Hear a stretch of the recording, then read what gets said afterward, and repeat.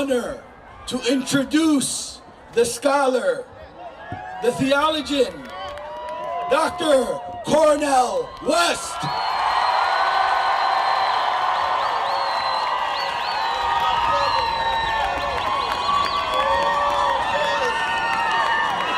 Let the word go forth here and now that we are going to hold up the blood-stained banner and the tear-soaked cause of our precious Palestinian brothers and sisters.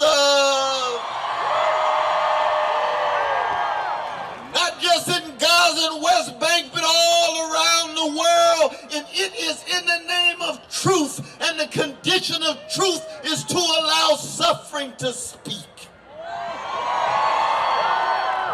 In the name of justice.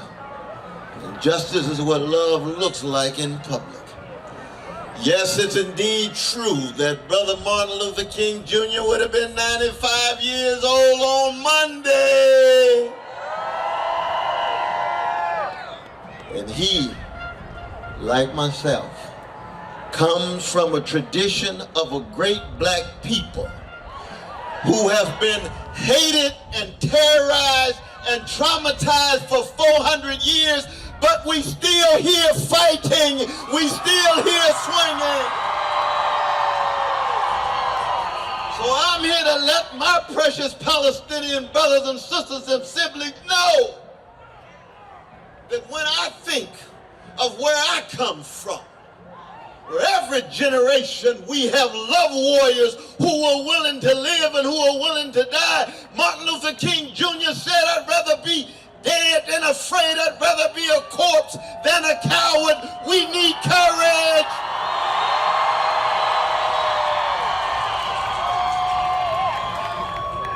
We need love and freedom in love. Don't let anybody lie on you and say that we here in the name of hatred. We don't hate anybody. We love Palestinians. We love oppressed people no matter where they are, any corner of the globe. They could be on the chocolate side of Washington, D.C. They could be Dalits in India. They could be landless peasants in Brazil. They could be indigenous peoples. They can be Iranians, they can be Iraqis, anybody. This is a human thing we're here for. So when you hear all the lies that hide and conceal the crimes, remember what Brother Martin used to say, no lie can live forever. Truth crushed the earth shall rise again. I see it in your faces. I see it in your eyes. I see it in your hearts. I see it in your bodies.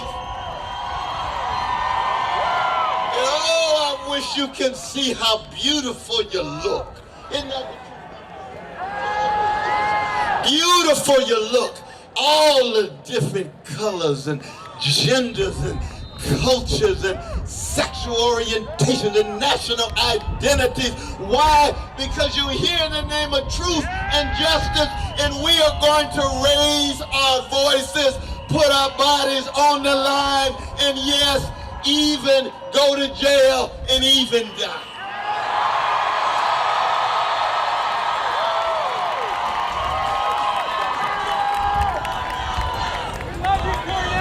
Oh, let me tell you a story.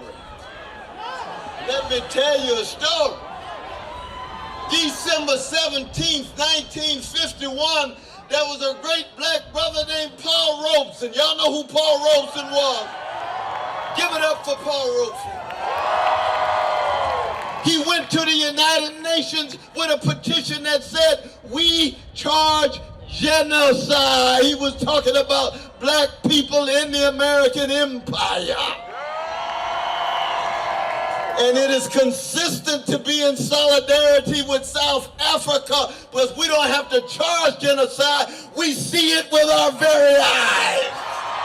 Day in and day out. Those precious babies, the precious men, the precious women. What kind of world are we living in?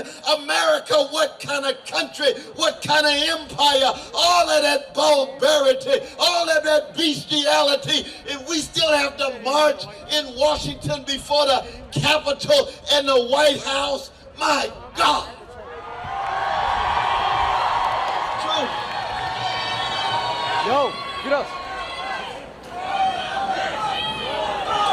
It's amazing to me when I think of Biden and Harris and Austin and Blinken and Sullivan and Kirby. I can mention all the names.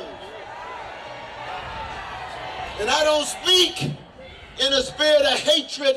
I speak in a spirit of love for oppressed folk, which leads me to hate domination, occupation, subjugation, degradation, any form that loses sight of the humanity of people. And I say personally to Biden and company, you're not just enabling, you're not just facilitating, you're not just coagulating and cooperating with vicious crime of genocide. That makes you war criminals yourself. You ought to be ashamed. Who do you think we are? You think that you can suppress the love that we have for our Palestinian brothers and sisters? No, you got the wrong people.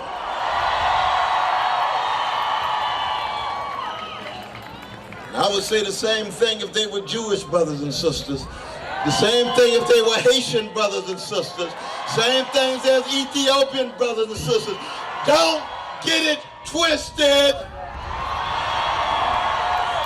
We're trying to have some space of morality and spirituality in a moment of overwhelming barbarity. And I can hear the voices of Harriet Tubman and Frederick Douglass. I can hear the voices of Claudia Jones. I can hear the voices of W.B. Du Bois. I can hear the voices of John Coltrane's Love Supreme. I can hear the voices of Curtis Mayfield. I can hear the voices of Gil Scott Heron. They're not just isolated names. They are forces in history that constitute our souls so that we can straighten our backs up. And Brother Martin used to say anytime, every day people straighten their backs up, they're going somewhere because folk can't ride your back unless it's bent. Our backs are straight. Our backs are ready. We are fortified. We ready to fight. We ready to resist with resilience.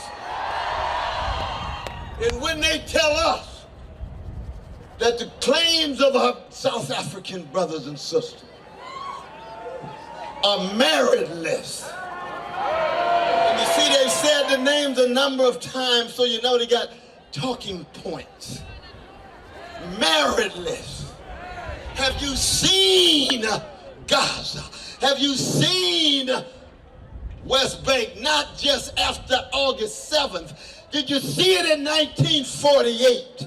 Did you see it in 1967? Did you see it in 2008? Did you see it in 2014? And you're still looking and all you can say is meritless. Biden, how cold-hearted and mean-spirited can you be? Got the nerve to go down to a black church where black people were crushed by some sick white supremacist brother. And then you know you're enabling blowing up mosques in Gaza, blowing up churches in Gaza, blowing up places where Jesus himself was born. I'm a Christian. I'm a revolutionary Christian. I come out of the household of Irene and Clifton. I come out of Shiloh Baptist Church. I'm influenced by the Black Panther Party. Don't tell me. Don't tell me that you can see what I see and call it meritless. We'll never put up with that. We'll never accommodate ourselves to that. And that's why we call it for more than a ceasefire. We want an end to the siege. We want an end to the occupation. We want Palestinians to live a life of dignity. Am I going on too long? One last point. One last point. Because we're getting ready to march. Oh,